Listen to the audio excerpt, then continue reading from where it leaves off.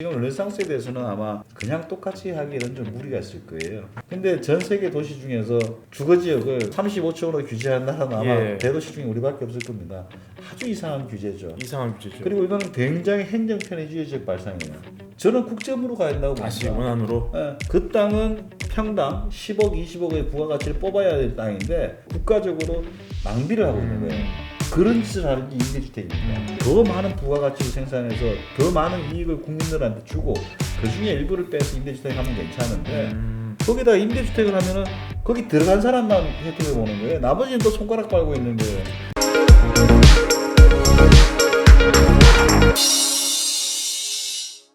오시장 체제에서 서울시가 어떻게 바뀔지 얘기를 좀 이어가도록 하겠습니다. 과거 공약 중에 아직도 뇌리에 남는 게 한강 르네상스였죠. 다시 10년 만에 돌아와서 시작이 됐는데 부활 가능성이 있다고 보십니까? 근데 그 이름 자체가 이제 뉘앙스가 너무 안 좋아졌어요. 왜 그런가 하면은 우스갯소리를 낸 얘기 합니다. 오세훈 시장이 한강 르네상스에서 한 게 뭐였냐. 수상택시 하나. 네. 여의도에서 잠실까지 20분 만에 가는데 그 수상택시 타러 가는데 20분. 아직도 있습니까 그거? 지금 없어졌습니다. 없어졌죠. 네. 나머지는 이제 건물 재건축 이렇게 했다가 다 이제 다 무산되고 그랬죠.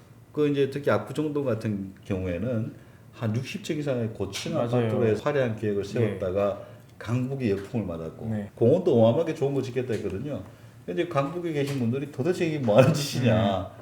사실 그것도 좀 기술적으로 보면 강북부터 먼저 계획을 세우고 그 다음에 이제 막바지에 강남도 들어가고 이렇게 했으면 괜찮은데 급했던 거죠 좀. 너무 이렇게 다 이렇게 띄워버리니까 이렇게 날라갔죠. 그래서 지금 르네상스에 대해서는 아마 거기 계신 분들은 이거 또 할 것 같아 이런 느낌이 있겠지만은 그냥 똑같이 하기에는 좀 무리가 있을 거예요. 버전 2는 어떻게 바뀔까요? 버전 2에서는 이제 지금은 경관 신경 쓸 생각이 없을 겁니다. 그때는 서울의 경관 또 디자인, 문화 이것들을 굉장히 강조할 때 나왔던 디자인 서울 막 그랬었잖아요. 그래서 동대문 디자인 플라자 이런 것들 나오고 했는데 그런 것들을 보게 되면은 이제 그 당시에는 그게 중요한 이슈였지만은 지금은 주택이 중요합니다.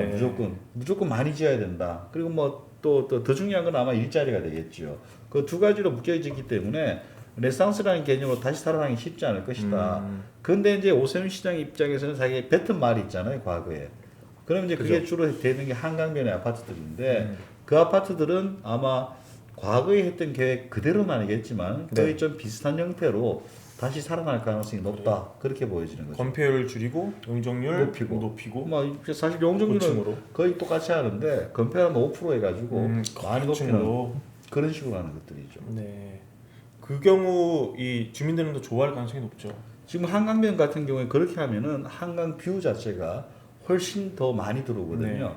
이렇게 빽빽하게 병풍처럼 하면은 그 좋은 뷰를 보는 게 몇 개 안 되는데 높게 하면은 더 많은 사람이 그걸 볼 수 있게 되고 그럼 경관 가치가 주택 가격에 훨씬 더 많이 반영되고 그러면 아마 한 30평 기준으로 한 3억에서 5억 이상 차이 날 겁니다. 뷰 값이. 뷰 값이 한강 뷰가 되면은 보통 한 2억 내외 정도 가격이 있다라고 알려져 있는데 그렇게 고층에다가 그까지 있다. 그럼 더 그렇죠. 근데 과거에 이 35층 층수 규제 이걸 만든 이 논리가 뭐였습니까? 논리. 제가 그냥 추론을 해보겠습니다. 이거는 근거 없는 얘기예요. 전에 따라 산말인데 이제 오세훈 시장은 초고층을 좋아했던 것 같습니다. 르네상스 할 때 무조건 50층, 70층 이렇게 쫙 그래서 한강변에 홍콩이나 싱가포르나 쫙 이렇게 있잖아요. 그런 것들을 좋아하는 것 같은데 박원순 씨가 시장이 됐었어요. 박원순 씨가 시장 되니까 초고층이 다 사라집니다. 계획에서.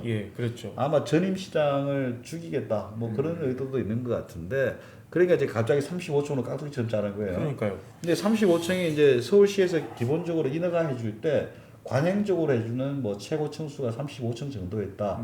그리고 몇 가지 근거를 막 내놔요 서울시에서. 근데 제가 봐도 이해가 잘 안 가요. 그냥 옛날에 이렇게 많이 했고 지금도 이렇게 가야 된다. 형평성 문제다. 근데 전 세계 도시 중에서 주거 지역을 35층으로 규제한다는 아마 대도시 중에 우리밖에 없을 겁니다.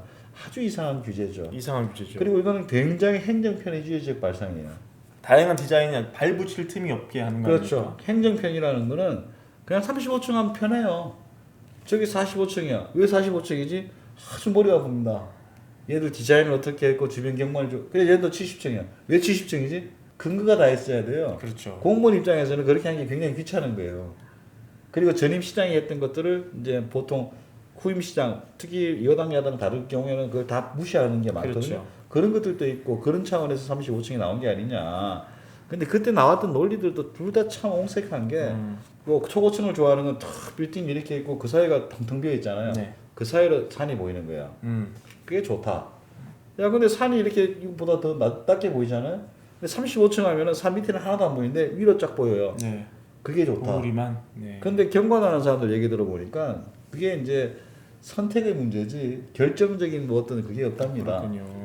예를 들어서 사과가 좋다, 바나나가 좋다를 한번 싸워보세요 둘이서. 누가 이기나. 답이 안 나오죠. 그냥 힘센 놈이 이기는 거예요. 근데 그런 비슷한 거예요. 지역에 따라서 아파트 위로 산이 경관이 나오거나 이게 좋은 게 있고 어떤 지역은 통정축에서 쫙 트인 경관 이게 중요한 것들도 있죠. 근데 그걸 서울시를 전체를 그 어마어마한 서울시 1,000만 명이 사는 도시를 35층. 그러게. 아 이거는 발상 자체가 저는 워낙 처음 보는 발상이라서. 그럼 맞습니다. 그 지금 이제 또 용산 얘기를 또 안 할 수가 없는데요. 과거 이제 뭐 롯데 관광개발이나 또 삼성물산 위주로 사업을 했던 용산 국제업무지구 사업 오 시장이 당첨이 되면서 또 얘기가 되고 있거든요. 이 사업이 이제 엎어졌잖아요. 이게 그렇죠. 지금 이 땅이 좀 어떻게 되고 있는지 앞으로 어떻게 됐으면 좋겠는지 말씀 좀 부탁드립니다. 그 땅이 사업이 엎어진 거는 뭐 다 잘못된 것 같아요 제가 보기에는. 여러 변수가 있었죠. 뭐 모든 게 다 안 제일 큰 좋았어요. 건 금융위기였고. 그렇죠. 그 다음에 이제 보통 이런 위기가 오면은 어떻게든 이 사업을 극복하려고 하는데 그때 아마 주주들이 한 30개 사출됐을 거예요. 맞아요. 전부 다 자기가 잘못한 게 없고 책임 미루고 너가 뭘 해야 된다, 너가 뭘 해야 된다 그렇게 하다 보니까 뭉개진 것 같은데 네.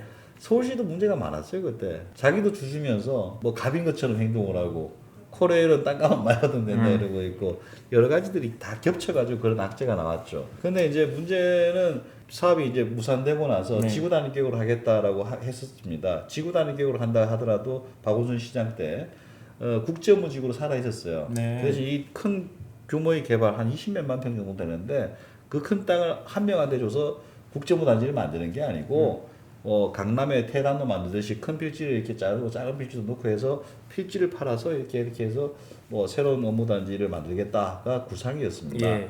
그것만 하더라도 그래도 국제업무가 들어가는 거였죠. 근데 이번에 이제 작년인가요? 재작년에 갑자기 중앙정부에서 주택이 없다고 갑자기 임대주택을 다집어 넣겠대요. 네. 아, 다른 아니고 8,000세대인데 4,000세대를 임대주택이 넣겠다. 저는 그 얘기 듣고 얼마나 참 황당했는지 예를 들어서 뭐 뉴욕의 아주 상징적인 그 바로 앞에 임대주택 단지가 탁 있다. 상상하기 어렵지 않아요? 그러게요. 보통 그런 데는 뭐 국제업무지구 탁 있고 근데 거기다가 임대주택을 짓겠다고 한 거예요. 그러니까 그 주변 주민들이 막 들고 일어나서 이게 도대체 뭐 하는 짓이냐. 네. 사실 용산역 서울역 같은 경우에는 지금 우리나라의 중심입니다. 중심이죠. KTX가 네. 다음 주에 출발하거든요. 그렇죠. 근데 뭐 길게 보면 통일된다고 봤을 때는 그게 아마 암스테르담까지 가는 거예요. 이렇게 네, 가지고요. TSR, TCR 뭐 예. 이렇게. 근데 거기다가 임대단지가 출발점이 된다? 그 발상은 굉장히 웃기는 거고 뭐 정치적인 것들이죠. 사실 그리고 그 땅 같은 경우에는 너무나 좋은 땅이기 때문에 부동산에서의 가장 기본적인 게 하이스트 앤 베스트 유스라고 했습니다. 하이스트 최효율 이용이라고 하는데 예를 들어서 이제 소공동 뭐 있잖아요. 롯데백화점 있고 그런데 거기다 텃밭을 한다? 이상한 거죠. 아주 이상하죠. 예. 그 땅은 평당 10억, 20억의 부가가치를 뽑아야 될 땅인데 거기다가 텃밭을 해서 평당 많은 부가가치를 생산한다. 그거는 그 땅을 잘못 쓰는 게 그런 문제가 아니고 국가적으로 낭비를 하고 있는 거예요. 그런 짓을 하는 게 임대주택입니다. 그걸 이제 더 많은 부가가치를 생산해서 더 많은 이익을 국민들한테 주고 그 중에 일부를 빼서 임대주택 하면 괜찮은데 거기다가 임대주택을 하면은 거기 들어간 사람만 혜택을 보는 거예요. 나머지는 또 손가락 빨고 있는 거예요. 그렇죠. 이 계획이 아직 살아 있습니까? 바뀐 적은 없습니다. 아직. 그렇군요. 중앙정부는 계속 하고 있습니다. 예. 근데 이게 어떻게 바뀔지는 모르겠습니다. 지금 어떻게 바뀌어야 될까요? 최종 무슨- 이동안은 뭐 서울시가 갖고 있으니까 저는 국제업무로 가야 된다고 봅니다. 다시 원안으로. 예, 국제업무로 가서 땅을 비싸게 팔고 그 남는 돈으로 저기다가 뭐 임대주택 한 10만 원을 짓든가 서울 전역에 뿌리든가 아니면은 서울시 소득분이 뭐 1분이 2분이잖아요. 예. 그 사람들한테 매달 10만 원씩 주든가 그렇게 해서 혜택을 끝내야지 고작 4,000세대 뽑게 해가지고 그 사람들은 야 평생 집국적으로 살아요. 네. 그 대신 임대료 계속 내다 보면 이제 저축도 안 될 거예요 아마. 네. 나머지는 다 손가락 빨고 있어야 되고 그런 계획을 세우는 것 자체가 저는 굉장히 무리라고 봅니다. 그리고 뭐 부동산학에서는 그건 상상도 못하는 그런 엄청난 발상이죠. 그렇군요. 교수님 조금 말씀을 하신 내용이긴 한데 이 도시를 바라보는 또 두 가지 관점이 있거든요. 그래서 요새 GTX 뭐 화두지 네. 않습니까? 그래서 뭐 파주에서 삼성까지 완공이 되면은 뭐 네. 굉장히 빠른 시간 안에 도달할 네. 수 있는. 그래서 이 열차만 타면 이제 서울이 넓어지는 거죠. 그렇죠. 그래서 굳이 이제 도심에 들어와 살 필요가 없다. 밖에 살면서 GTX를 타면 바로 집 앞에 있는 거나 뭐 비슷한 효과다. 도시는 확장된다. 반대로 이 저성장 저출산 시대의 도시는 이제 축소된다. 점점 코어로 가야 된다. 뭐가 맞는 얘기입니까? 먼저 이제 도시학에서는 네. 정보가 발달하고 정보하고 대중교통 두 개를 듭니다. 네. 그럼 도시가 확산하고 분산될 것이다. 아니다. 그럼 더 집중될 것이다. 이렇게 싸움이 있어요. 네. 그래 이제 그 옛날에 팩스가 70년대 나왔을 때, 자 이제 도심에 있을 필요가 없다. 도심에 있는 상당한 어린이들 이 심부름을 해요. 사환이라고, 에런드 보이라고 그러거든요. 아. 근데 70년대에 팩스가 나오니까 이거 팩스로 하니까 애들이 다 사라지는 거예요. 그러면서 시내에 뭐 있을 필요가 없네? 그러면 이제 앞으로 도심은 망한다 이런 얘기가 있었어요. 그 전에 철도가 나왔을 때 시내에 살 필요가 없다. 그다음 20세기 중반에는 자동차 도로가 발달하면서 시내에 살 필요가 없다. 그리고 최근에는 또 인터넷으로 네. 시내에 살 필요가 없다. 그리고 가장 최근에는 코로나 때문에 시내에 살면 죽는다. 뭐 이런 얘기로 진화가 되었습니다. 계속 나온 얘기군요. 시내 살 필요 그 없다가. 디센트럴라이제이션이라고 예. 분산에 대한 논의인데 그 논의들을 자세히 보면은 어떤 거는 밖으로 나가요. 어떤 건 집중이 돼요. 뭐가 나고 뭐가 들어가나? 그런데 밖으로 나가는 거 콜센터 대표적인 거. 도심에 있을 필요가 없는 거. 근데 백오피스라 그러거든요. 근데 프론트 오피스. 예를 들어서 홍 기자님 저한테 예를 들어서 뭐 1,000억을 빌리러 와요. 근데 화상통화해서 1,000억 빌려달라. 좀 이상하지 않아요? 그렇죠. 이상하죠. 일단 그 어떻게 해야 돼요? 뭐 근사한 식당에서 네. 만나가지고 처음에 1시간 동안은 뭐 날씨 얘기도 하고 예. 쓸데없는 얘기하고 그리고 한 시간 지나서 이런 사업이 있는데 1,000억 대출해 주시오 이렇게 하잖아요. 네. 근데 페이스 투 페이스 컨택이 강한 것들은 모인다는 거예요. 그리고 또 이제 통신이 발달하면 어떤 일이 벌어지냐? 저는 초등학교 동창을 아직 만나본 적이 없는데 시골에서 나와가지고 네. 만나지 않던 초등학교 동창을 또 만나요. 요즘 뭐 아이러브 스쿨 옛날에 그러니까요, 그런 예. 비슷하게. 그러니까 그 결국은 만남이 더 많아지고 아. 도심이 더 중요해진다는 연구들이 많습니다. 그래서 도심은 굉장히 중요해지고 예. 외곽은 또 외곽대로 또 중요해지는 그런 두 가지 현상이 나타나더라. 근데 결과적으로는 도심에는 집중이 더 가속화되더라. 뭐 그렇게 볼 수 있고 지금 하나 조심하셔야 되는 게 IBM인가요? 그 친구가 이제 텔레커뮤팅, 재택근무 뭐 이런 걸 했었어요. 네. 그 친구도 제일 먼저 했다가 나중에 이제 포기했다가 다시 하는 건데 코로나 때문에 재택근무하면은 구조조정할 때 빨리 잘릴까요? 늦게 잘릴까요? 빨리 잘리지 않을까요? 제일 빨리 잘리죠. 직무 분석이 잘 되니까. 아니 그게 아니고 이제 그래서 홍 기자님은 그 능력이 100이고 난 능력이 네. 70이에요. 네. 근데 홍 기자님은 열흘에 한 번 와서 딱 체크만 하고 가. 나는 매일 와서 부장님 컴퓨터 타고 그래. 그럼 자를 때 누구부터 자를까? 그런 얘기도 나옵니다. 서양이든 동양이든 다 그런 게 네. 있고 결국은 이제 근무할 때는 재택이 뭐 훨씬 불리하다. 뭐 업무 효율도 좀 좋다 그러는데 실제로는 이제 따져보면 회사에서 근무하기 제일 낫거든요. 그렇기 때문에 이제 마냥 확대하는 것들은 한계가 있을 것이다. 근데 이제 확대가 이제 이렇게 확대했다가 다시 줄어들게 되는데 옛날에는 다 도보권 내에 있었어요. 대표적인 게 파리 이런 거 생각하면 돼요. 파리가 서울에 한 6분의 1만 하거든요. 끝에서 끝까지 1시간에 걸어갈 수 있습니다.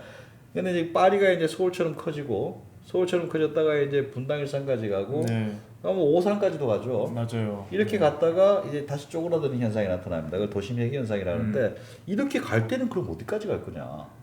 이게 상당히 학계에서는 고민을 하고 있습니다. 예. 대표적으로 제일 많이 확산된 데가 LA를 듭니다. 미국 LA는 80마일 도시라고 합니다. 반경 80마일. 대략 한 130km 될 거야 아마. 우리로 따지면은 뭐 천안 밑에서 평양 정도까지. 그게 이제 LA 도시 권역입니다. 네. 근데 그 정도까지는 아니고 대략 한 6, 70km까지는 확장할 것이다. 수도권 둘레가 이제 한 80km쯤 되거든요. 그럼 대략 수도권 전체가 하나까지도 확장이 될 가능성도 있어요. 네. 근데 그 다음에 도심 회귀 현상으로 이게 도심으로 들어오는데 그 도심으로 들어오는 게 이제 명동으로 들어오는 게 아니고 우리로 따지면 한 분당 정도까지 들어와요. 물론 시내에 들어간 사람도 있어요. 분당만 해도 꽤 옛날 신도시고 꽤 괜찮잖아요. 네. 그래서 그까지 다시 들어온다. 뭐 그렇게 들어온 이유는 여러 가지가 있는데 외곽에 살면 불편합니다. 그러니까 어느 정도 시설이 갖춰진 대로 도심이 회귀해야지 살아야 고령화되면서도 도심을 살아야 된다. 이런 논의들이 있어요. 이게 이제 이 시찰도 쭉 가는 거예요, 이렇게 예, 그렇죠. 우리나라 지금 확장기인가요 아직까지? 지금은 확장했다가 또 조금 줄은 걸로 바뀌지 그래요? 않을까 이제 딱 그 선 같아요. 예. 미국이 이제 대표적인 그런 연구가 많이 돼 있는데 19세기 때부터 쭉 확장했다가 60년대까지 확장했다가 계속 확장해서 도시 반경이 80마일이니까. 80마일. 그래서 뭐 LA 같은 경우에는 한 2000년대만 하더라도 100마일 시티가 될 것이다. 이런 얘기가 있습니다. 대한민국이 250km, 400km거든요. 네. 그게 이제 LA 권역이라고 얘기할 정도도 될 수 있다는 거예요. 예. 근데 그만큼 가지는 않을 것 같고 이제 쪼그라들었는데 우리도 이제 갔다가 인구 감소라든가 이런 것들 때문에 조금씩 안으로 들어올 것이다. 그럼 이제 최외곽 지역들은 좀 어려워질 것이다. 뭐 인구도 뭐 줄고 그리고 또 갈수록 도심 생활을 더 좋아합니다. 사람들이. 근데 그 도심이 이제 아까 말씀하신 명동, 강남으로 아주 한정된 건 아니고 예, 어느 조금 정도 이제 더 조건이 넓게. 있군요. 예, 예. 이렇게. 네. 그렇죠. 분당만 하더라도 굉장히 살기 아, 좋잖아요. 그럼요. 근데 이제 뭐 광주 아니면 오산 네. 여기까지 갔다. 그러면은 좀 힘들지 않을까요? 네. 그래서 그런 사람들이 좀 안쪽으로 좀 들어오는 그런 경향이 나타나는 거죠. 그런 시기가 그러면 부동산 하락기에 그런 경향이 도드라지게 되는 건가요? 그렇죠. 3, 4년 뒤에 빠르면 아, 그 바꿀 수 있는 3차년 뒤까지는 아, 그건 그건 좀 한참 뒤입니다. 한참 뒤에요. 우리가 이제 인구는 향후 한 7, 8년 더 늘어날 것 같고 그다음 거기서부터 10년 정도는 더 계속적으로 가구 수가 늘어나요. 예. 인구 줄고 나서 한 10몇 년 지나야지 가구 수 줄기 네. 시작하거든요. 그럼 앞으로 한 5년 정도 이상은 뭐 좀 버틸 만한 게 아니냐. 그렇군요. 그런 도시가 확산했다가 수축되는 그런 현상은 아직은 괜찮다. 그 예. 대신 지방 대도시. 우리 대도시라 그러면 우리 간대기가 커가지고 우리나라 사람은 뭐 한 200만 좀 돼야 대도시가 하는데 미국에서는 메트로폴리스 그럼 50만 명을 얘기합니다. 50만 명이 뭐 피츠버그 메트로폴리스 이런 식이에요. 우리로 따지면 이제 전주 대도시 권역. 네. 그건 좀 이상하긴 하죠. 뭐 근데 그렇게 그런 도시들 같은 경우에 이제 갔다가 좀 줄어들 가능성도 있고 뭐 다 각 지방 도시 인구 규모에 따라서 다르게 나타날 가능성이 커요. 지방 얘기 잠깐 하셔가지고 또 궁금해졌는데 이 수도권 부동산 경기랑 지방 부동산 경기랑 이게 같이 꼭 동조화되지는 않는 경향이 있더라고요. 동조하기에 자 우리가 이제 5% 10%씩 막 성장할 때 그때는 뭐 수도권이나 지방이 같이 쫙 올라간다 성장기 때. 네. 성장기 때는 거의 세계적으로 그런 영향 그런 그림을 보여줘요. 네. 근데 이제 성장이라는 게 한 4만 불쯤 되면은 성장을 안 해요 잘. 네. 뭐 GDP 성장률 1% 뭐 이렇잖아 2%. 그죠. 우리도 저번에 한번 1%대 들어간 예. 적도 있고 그 IMF 이런 것도 아닌데 근데 그 1%대 들어가게 되면은 지방 도시들은 좀 안 좋아지기 시작하는 거야. 그 성장의 대부분은 대도시에서 나오거든요. 우리로 따지면 서울, 부산, 광주, 뭐 대구 이 정도일 거예요. 대전도 포함되겠군요. 근데 그런 데서 이제 거의 대부분의 성장이 나오고 나머지는 그냥 쇠락하는 거죠 어떻게 보면은. 그때 이제 상승하는 거 보면은 지방은 멈춰 있거나 그리고 약간 하락하거나 그러고 대도시들은 굉장히 성장을 하더라. 그런 걸 볼 수가 있죠. 그 다음에 이제 최근에 좀 재밌는 현상들이 나타났는데 예. 성장도 1%였어요. 뭐 코로나 전으로 봅시다. 네. 코로나는 작년부터 나와서 워낙 해석할 여지가 많기 때문에 그러게요. 1% 성장하는데 돈을 많이 풀었어요.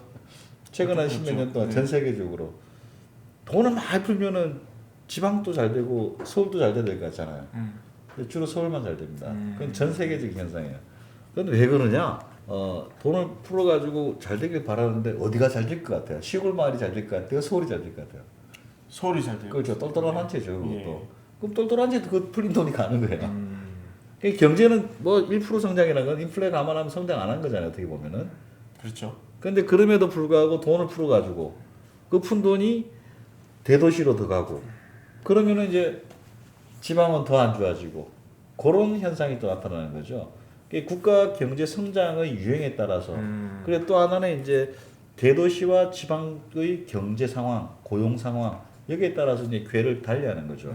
우리나라도 이제 최근에 지방에서 대도시를 제외하고 물론 관광지는 또 제외를 합니다. 제가 이런 표현을 많이 하는데 전국 집값이 이렇게 움직여 조금씩 움직여 이렇게 조금씩 서울 집값이 이렇게 움직이거든요. 강남 집값이 이렇게 움직이거든요. 관광지 이렇게 움직입니다.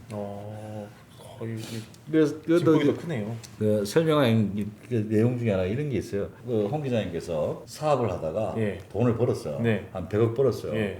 집도 한 두세 개 있는데 그 다음에 관광지에 뭐 콘도 하나 있어야 되지 않을까요? 그렇죠. 그래서 제주도, 네, 사고 싶죠. 강릉 이런 데 네. 갈 거 아니에요. 사업이 안 좋아졌어요. 네. 그럼 집부터 팔겠어요, 콘도부터 팔겠어요? 콘도부터 팔아야죠. 자, 그런 가격 변동이 딱 이해해야죠. 돈 많이 벌었을 때 콘도 좀 비싸도 뭐 1,000만 더 주고 사지. 그렇죠. 쉽죠. 돈 많이 벌었으니까. 네, 네. 팔 때는 그것도 팔고 가격 변동이 어마어마하죠. 그 대신 장기적으로는 걔들이 이제 더 뭐 투자재, 투기재, 우리나라 뭔지 모르겠지만 그런 성격이 있어가지고 더 상승하는 그런 상황도 있습니다. 문득 떠오르는 질문인데 그 지금까지 이제 우리나라 집값은 신축 아파트 위주로 성장을 많이 했죠. 그렇죠. 재건축 아파트가 지금 바통을 이어받을 준비하고 네. 있고요. 근데 주상복합은 이제 과거 뭐 타워플레이스 들어설 때 인기가 있었다가 아직까지도 여전히 인기가 없다는 말이에요. 그래서 이 주상복합이란 어떤 이 주택 유형은 계속 인기가 없을지 아니면 뭐 리모델링 나중에 뭐 할 수 있다 이런 뭐 호재랄지 이런 거랑 결부돼서 아니면 사람들의 선호가 달라져서 한 번 더 인기가 있을 수도 있을지 어떻게 보십니까? 지금의 주상복합은 이렇게 시들시들하다 끝날 것 같아요. 근데 서울에 이제 상징적 주상복합 있죠. 저기다 이러서 이제 예를 들어 타워플레이스 같은 뭐 그런 것들 네. 그런 것들은 아마 뭐 계속적으로 버틸 거예요. 그런데 리모델링도 거의 힘듭니다. 철골 구조이기 때문에 네. 뭐 확장하거나 그것도 어렵고. 그렇죠. 근데 이제 최근에는 주상복합이나 오피스텔이 조금 새로운 경향이 나타나요. 우리가 주상복합 그러면은 막 50평 네. 부자들 그리고 관리비도 어마어마하게 높고 음. 그런 것들이었는데 이제 젊은이들 아니 신혼부부나 이런 사람들이 뭐 주상복합은 당연히 못 들어가고 네. 강남에 20평 아파트도 못 들어가요. 예. 그럼 남은 게 뭐냐? 한 7, 8억, 10억짜리. 예. 그럼 10평짜리 주상복합을 짓는 거예요. 주상복합이나 오피스텔이나 그런 것들이 이제 과거에는 오피스텔 그러면 원룸 해서 뭐 좀 불편했는데 뭐 신혼부부가 살 정도의 수준 정도로 만들어주고 그런 것들에 대한 수요가 굉장히 늘어나고 있습니다. 그래서 이제 그런 식으로 해서 주상복합이 또 살아남을 가능성이 있고 또 이제 저는 이제 우리나라 정부가 뭐 호텔을 자꾸 뭐 해가지고 뭐죠 그 생활형 청년 뭐 집어넣고 하는 거 그걸. 그거는 굉장히 반대하는데 그건 주거 환경이 굉장히 열악하거든요. 근데 선진국에서 호텔을 이제 개조해서 하는 것들을 보게 되면 재밌습니다. 그건 주로 고급 주택을 봐요. 그 맨하탄에 호텔이 2000년대 거의 많이 없어집니다. 호텔이 전부 다 주택으로 바뀌거든요. 네. 근데 그 방이 한 20개 있었다. 그럼 집 한 3개로 쪼개버려. 그게 초호화 주택. 그런 식으로 바꾸면 또 재밌는 사업이 되고 뭐 그런 식의 것들은 계속적으로 좀 컨버전 하면서 남을 것 같고요. 지금은 이런 벌티하게 뭐 주상복합 네. 올라가고 이런 것들은 인기는 좀 더 계속 떨어지지 않겠냐. 그 대신 새로운 틈새를 찾아서 또 진화하는 측면도 있다. 뭐 그런 것들이죠. 그럼 그 주상복합은 리모델링도 안 되면은 그냥 계속 노후화가 그렇죠. 가속되는 대로 갈 수밖에 없겠네요. 근데 노후화 가속되더라도 엠파이어 스테이트 빌딩이 최근에 리모델링 했죠. 한 10년 안 됐을 겁니다. 근데 그게 30년 됐지 건물이에요. 네. 그러니까 뭐 아직은 너무 걱정을 예. 많이 빨리 하실 필요는 없다. 30년 후에는 리모델링 이게 나오겠네요. 그러면 30년 뭐 저는 더 가서 지나도 예. 오늘 교수님 모시고 이렇게 얘기를 다 나눠봤는데 혹시 지금까지 못하신 말씀 있으면 뭐 좀 첨언하실 내용 있을까요? 저는 이제 뭐 최근에 정책을 보면서 자꾸 이게 뭐 선거 때문에 바뀌고 내년 선거 때문에 뭐 하고 그렇다는데 제발 이제 국민들이 골탕 안 먹게 국민들을 생각해서 정치인이든 공무원이든 좀 움직여야 된다. 정파가 아니고 그런 게 하나 있어야 될 것 같고 그리고 국민들을 또 제발 좀 이상한 그 신념 뭐 이상한 프로파간다에 현혹되지 않았으면 좋겠어요. 뭐 대출 규제, 뭐 세금 올리는 거, 그다음 뭐 또 뭐 이런 거 많잖아요. 그런 거 하면은 다 서민들이 어렵다는 게 연구 결과예요. 근데 우리나라에는 그 얘기하면은 부자 앞잡이 이러거든요.